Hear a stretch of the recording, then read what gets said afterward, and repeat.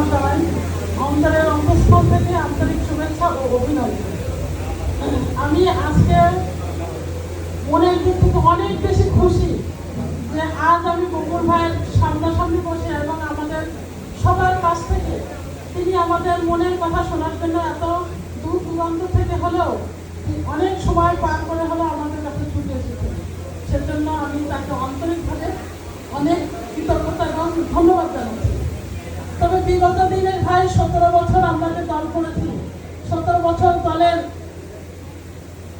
দলের জন্য অনেক কষ্ট করেছি, কিন্তু কষ্টের বিনিময়ে আমরা তার কোনো মূল্যায়ন পাইনি, যারা আমরা বিশেষ করে পুরাতন কর্মী। সেই কারণে আজ আমার মনের কষ্টগুলো হয়তো আবেগঘন পরিবেশে হয়তো আমাকে বলতে হচ্ছে।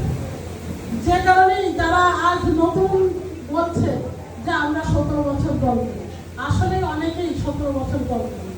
আমি তিনবার নির্বাচন করছি, তিনবার নির্বাচনে এখানে যারা আমাকে চেনে না, আমি মনে করি যে তারা কেউ কখনো বিএনপি করে।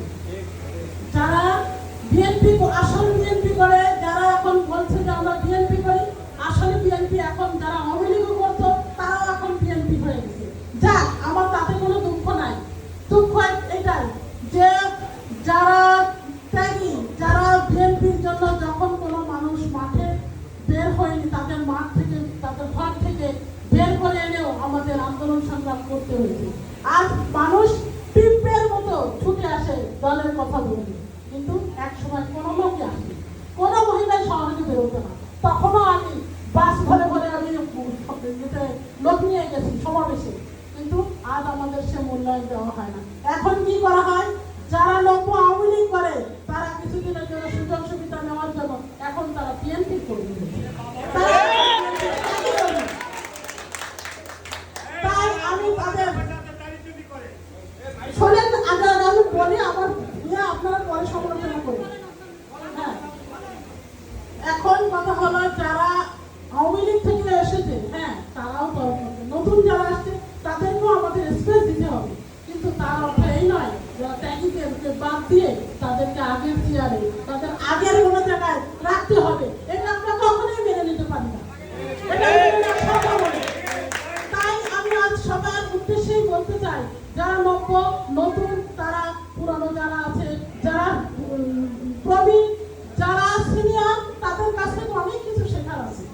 সেই আদব কাজ এবং সেই শেখার রাজনীতি যদি তারা না শেখে, তাহলে আমাদের ভিতরে কিন্তু অনেক কিছু গ্যাপ থেকে যায়। যে কারণে আজ সমাজে অনেক সমালোচনা হচ্ছে যে কাদেরকে নেতা বানিয়েছে, আমাদেরকে অনেক কথা শুনতে হয়, কিন্তু তবুও আমরা দল ছেড়ে যাই। আমরা আজও পর্যন্ত দলে আছি। তাই আমি ভাই আপনার কাছে বিনীত অনুরোধ জানাচ্ছি যে আপনি আমাদের কাজ পর্যন্ত এসেছেন। আমরা চাই আন্তরিকভাবে যারা নতুন তারাও আপনার পাশে থাকুক, যারা পুরাতন তারাও আপনার পাশে থাকুক, কাউকে যেন বিভক্ত করা না হয়। অতএব তাদের সবার সমান দৃষ্টি এবং বিচার বিশ্লেষণ করে যারা এই যে আপনাদের যে ইউনিট কমিটিগুলো বানানো হচ্ছে, তারপরে যে বিভিন্ন আন্দোলন সংগ্রামে যে লোকগুলো নিয়ে যাওয়া হচ্ছে, শুধু নতুন নতুন লোকদের নিয়ে যাওয়া হচ্ছে। আমাদেরকে কখনো কোনোদিন কোনো মিছিল মিটিংও ডাকে না, কোনো মিছিল মিটিং আমাদের কোনো সুযোগ সুবিধাও দেয় না। বিগত দিনে যে মহিলা কমিটি হয়েছে, সেই কমিটিতেও আমাকে কখনো কোনোদিন আমার যারা মহিলা পুরাতন যারা যেত তাদের খোঁজও নেয়নি, এমনকি কোনো লোককেই এর অন্তর্ভুক্ত করে। ইউনিট কমিটি বলেন, ওয়ার্ড কমিটি বলেন, কোনো কমিটিতে বিগত দিনে একটু আগে একজন বললো 11 জন মহিলা লিস্ট হয়েছে। 11 জন থাকার কথা, এত মহিলা কেন? আমার প্রশ্ন হলো সেই 11 জন কারা, এটা আমি জানতে চাই। কারণ এই আমরা কিছুই জানবো না, অথচ সব কিছু হয়ে যাবে, এটা তো ভাই মেনে নেওয়া যায় না। ভাই ভোট তো আপনার পুরাতনদেরও লাগবে, নতুনদেরও লাগবে। আপনি তো খালি নতুনদের ভোট পেয়ে তো জিতবেন না, আপনাদের পুরাতনদেরও তো ভোট লাগবে। ভোট কেন আমাদের 2 ভাগ হবে, আমাদের ভোট একসাথে হতে হবে, এইটাই আমার সবচেয়ে দাবি। আপনার কাছে আমার বিনীত অনুরোধ, ভাই আমি কারো সমালোচনা করতে চাই না, আর করার ইচ্ছাও আমার নাই। আপনি অনেক বিচক্ষণ এবং অনেক কিছু, আর আপনার কাছ থেকে আমি অনেক বেশি খুশি যে আমার বিগত 17 বছর এই রাজনৈতিক জীবনে এই আন্দোলন সংগ্রামে আমি 20 বছর ধরে আন্দোলন করছি। আমি চাকরি ছাড়ার পর থেকে, আমি নির্বাচনের পর থেকে এখানে আসি এককভাবে। আমি দলের কোনো নেতা না, কিছু না, তারপরেও কিন্তু আমি কখনো কোনোদিন মনে হতে চাইনি। আমরা কখনো কোনোদিন কোনো মিছিল মিটিংয়ে কোনো জায়গায় আমাদের খবর না দিলেও আমরা তৈরি করা হয়। আমরা যেন সৎ নয়, ছাগলের 3 নম্বর বাচ্চা, আমরা এইভাবে দল করতে চাই না। পুরনোদের যেন মূল্যায়ন করা হয়, সেটাই আপনার কাছে আমার দাবি।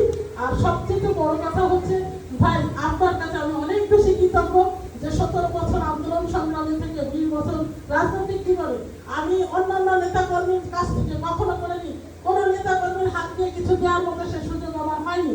কিন্তু ভাই, এই যারা নেতা বিগত দিনে যারা ছিল তাদের কাছ থেকে আমি পেয়েছি কি একবার 5টা শাড়ি, আমার যে নেতা কর্মী সবাই মহিলারা আছে তাদের সামনে শোনেন, 5টা শাড়ি একবার মহিলা নেত্রী আমাকে ডেকে দিচ্ছে, আর একবার 10টা কম্বল। এই ছাড়া আমি আর কিছু পাইনি। এছাড়া যা দিচ্ছে বাচ্চু ভাই দিচ্ছে, বাচ্চু ভাই তার নিজস্ব তহবিল থেকে হোক বা আপনার দাতব্য তহবিল থেকে হোক সে দিচ্ছে। আর আমার দুজনে মিলে 20টা কম্বল দিচ্ছে এবং কিছু শ্রোতা দিচ্ছে। এই হচ্ছে তার যতটুকু পেয়েছি তাতেই আমি আন্তরিকভাবে খুশি, এবং আমার নেতা কর্মী যারা তারাও খুব খুশি মহিলা যে আমার কাছ থেকে আমরা কোনোদিন কিছু পাইনি, তারপরে ডাক দিলে আমার সাথে তারা আসে। অতএব আমাকে সেই স্পেস কেন দেওয়া হয় না ভাই? আমাদের অপরাধটা কি? তা ভাই, আপনার কাছে আমার বিনীত অনুরোধ, এই জিনিসগুলো যেন দ্বিধা বিভক্ত না হয়, যাতে আমাদের এতে জনসমর্থন পৌঁছে তারা পারছে না। কারণ আমারও সবাইকার জবাব যে আপনি এত বছর পর করে কি করলেন? যারা মাদকের সাথে জড়িত, যারা অনৈতিক কাজের সাথে জড়িত, আপনি যদি বিশ্বাস না করেন থানায় সরকারি খোঁজ নেন, এলাকায় আপনি মান্যমান্য ব্যক্তিদের কাছে খোঁজ নিয়ে যেতে পারবেন। যারা স্বজনপ্রীতি মাদকের সাথে জড়িত, যাদের অনৈতিক কাজের সাথে জড়িত, তাদেরকে আনা হচ্ছে। আর যারা তাদের তাড়াতাড়ি করে এক বছর তাদের, যারা নিতান্ত মান সম্মান নিয়ে রাজনীতি করে, তাদেরকে এখানে রাখা হচ্ছে। এই হচ্ছে আমার